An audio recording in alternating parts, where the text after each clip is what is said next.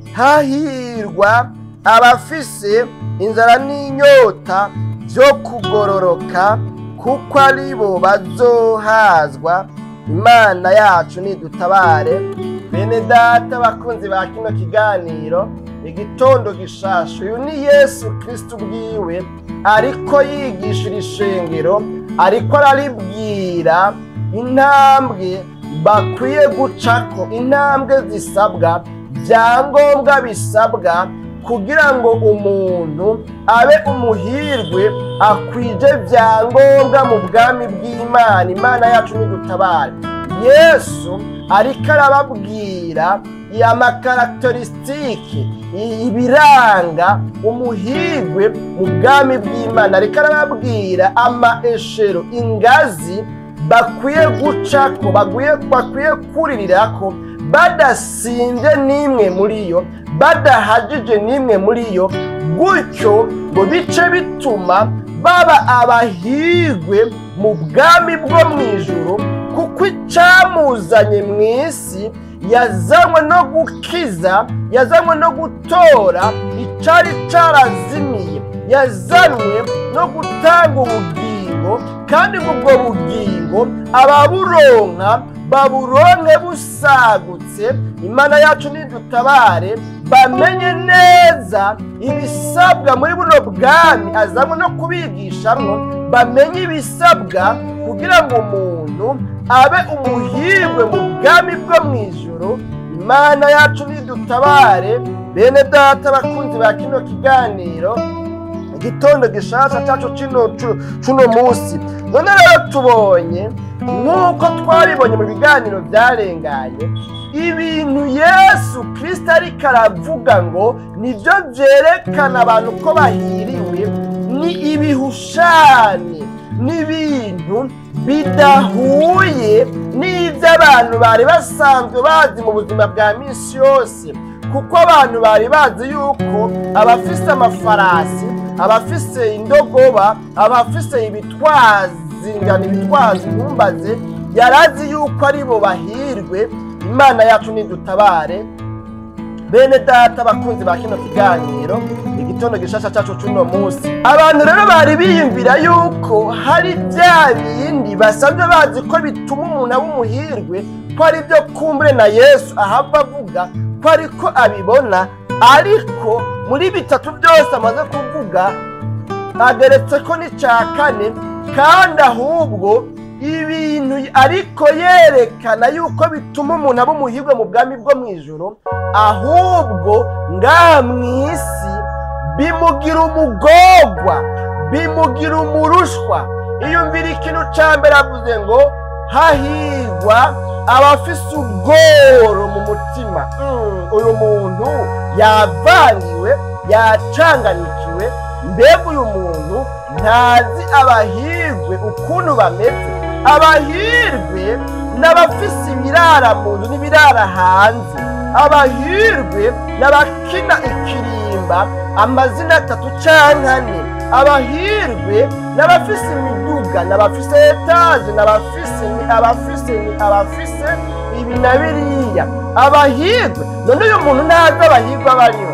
Yesu avuze ngo ikintu cya mbere kugira ngo ube umuhirwe mu bwami bwo mu ijuru, ukwiye kubanza kuba umworo, ukwiye kubanza gutunga ubworo bwinshi mu mutima, ukabwemera, ukabwatura, ukabugaragaza, ukabushyira ahabona. Ibi bintu murumva yuko ni igihushane. Imana yacu nidutabare. Bene data bakunzi ba kino kiganiro igitondo gishasha, aciye akurikiza ko ikintu cya kabiri kigira umuntu umuhirwe mu bwami bw'Imana cyangwa mu bwami bwo mu ijuru, ngo ni uko aba umuntu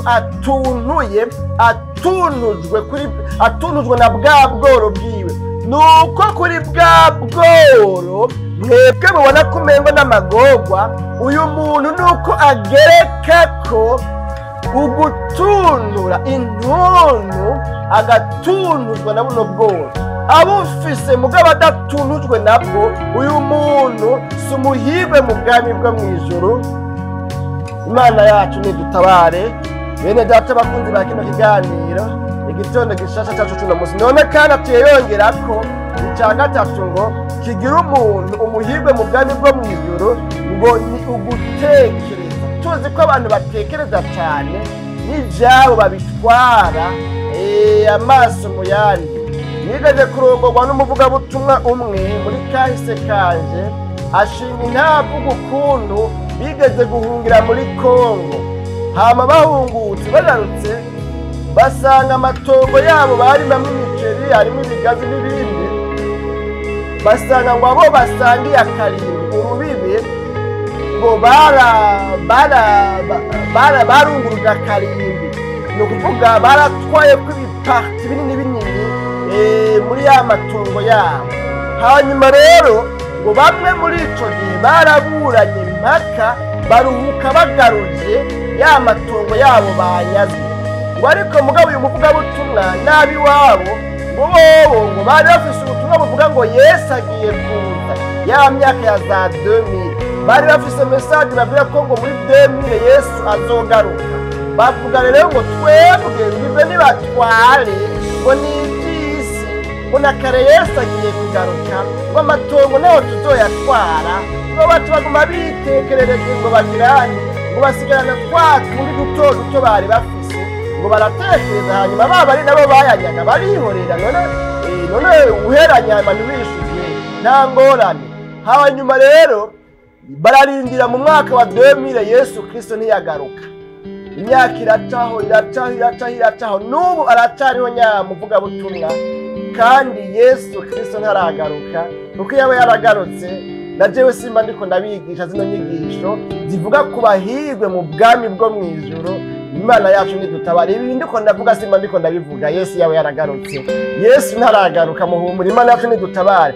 Rero ndiko ndavuga ngo Yesu kino kintu cya gatatu abwira ishengero rimukiye kugira ngo n'abigishwa biwe ngo gutekereza, ukemera ukaba umuntu atuje, ukoroha.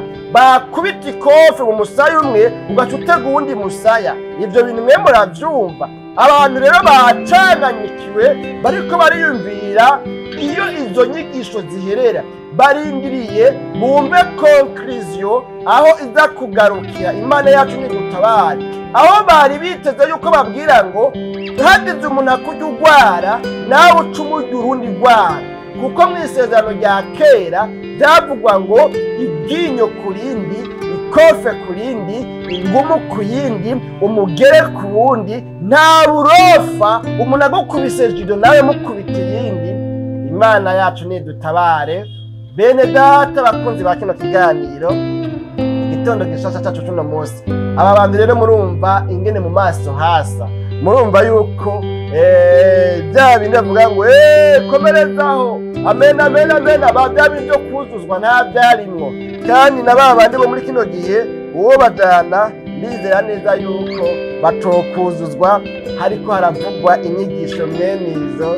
Nibo kwitabira mugaseke, nibo jana yishikanwa mugaseke, nibo shirayo amafaranga ngo baguheza, nibo gupfumbatisha ngo waduhezagiye mukozi w'Imana, wamena bena ngo komerezaho. Ibyo nibyo kugwa, kuko ntibiba bihuye n'ibyo bifuza. Akesha abavuga kujya nuko baba bariko bigishwa ibihuye n'ivy'imitima yabo yifuza. Imana yacu nidutabare. Rero arongeye kukigira kane rero arico dutumbereye kuvuga ko mu kayo gabe dusozera. Bene data bakunzi ba kino kiganiro igitondo gishasha cyacu cy'uno munsi,